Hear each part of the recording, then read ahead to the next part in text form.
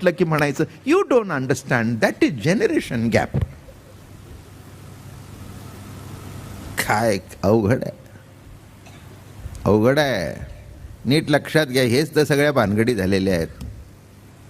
हां, आणि जेव्हा कुठेतरी गाडी खड्ड्यात जाते ना तेव्हा कळतं. मग त्यांनाही सांगावं this happen because there is a generation gap. हां, आलं का लक्षात?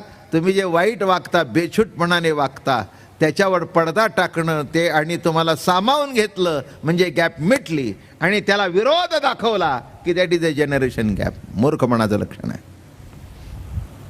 अर्थात मी प्रवचनात बोलतो, माझ्याशी वाद घालायला कोणी येत नाही, एरवी सुद्धा माझ्या नादी कोणी लागत नाही. त्याला माहिती आहे बाबा महाराज सुद्धा पट्टीचा पैलवान आहे, धोबी पछाड करून आपटतो, सोडत नाही.